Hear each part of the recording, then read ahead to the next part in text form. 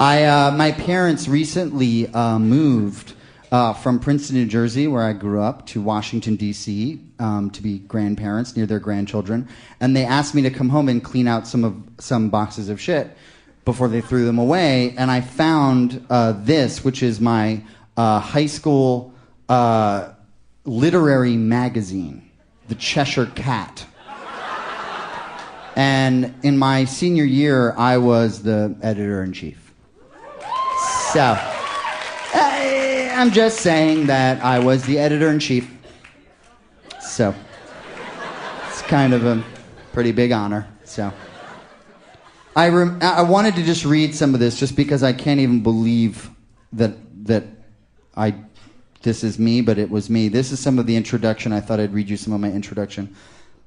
A youthful voice can be eloquent, musical, impassioned, and gracious. Yet it can also be coarse, angry, vulgar, and acrimonious. Which tells me I must have been studying for the SAT. In this cat, we don't need to say the whole thing. We all know what we're talking about. We have tried to represent the poems in a generic and simple graphic set. We have done this in emulation of the great poetry journals published by the Beats in the late 1950s. By the way, there is no we, it was just me. I'm talking like I had a whole staff of people running around making deadlines. It was just me. We had to read each piece at least twice before the quality and meaning hit us. God, that is so impressive, Michael. God, I am really blown away by your diligence. We strongly recommend that you do the same. The cat this year lacks a certain happiness, and for this we must apologize. It seems that the only grin you'll find in this book is the one that remains when the Cheshire Cat's body has fully disappeared.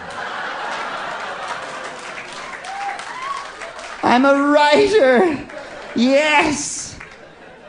All right, so I wrote this poem and submitted it to the cat, and it got in. Amazingly, it got in.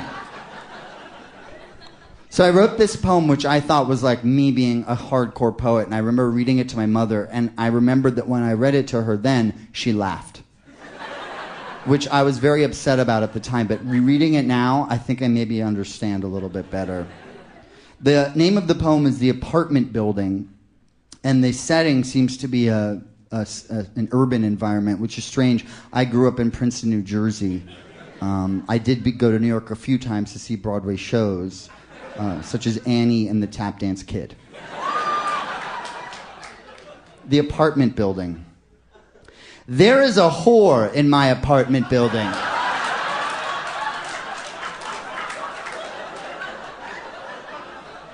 Her room smells like dirty sex.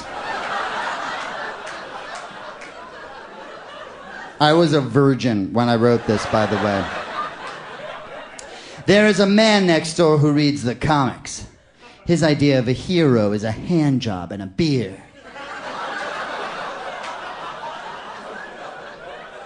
There is a dog in that man's room. His name is Asshole, and he smells like piss. What are you laughing at, Mom? There is also a woman in that man's room. She cleans and gets fucked. I'm spilling my guts out here, Mom. Across the courtyard, a couple lives. He's an actor, she's an actress. They can't find work, so they steal from the market. Suddenly we're in Marrakesh.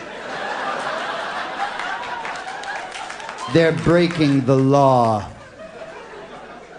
I smoked a reefer with them. They didn't know shit about fuck. I liked them. I used to be like that. A manuscript lies on a naked mattress that lies in the corner of my 2-room apartment. It has a coffee stain on it. The publishers and editors have fucked it to hell. A 6-string guitar rests against a chair in my room. It has only 3 strings. I'm strung out on dope. Next door to me, a young man is writing pamphlets. They are anti-Semitic. But for Christ's sake, that man is a Jew. A guy lies on a flat surface smoking a cigarette. I lie dead in my bathtub.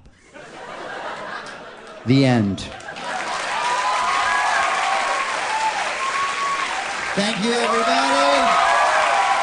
You've been a great audience. Thank you so much. Good night. Thank you.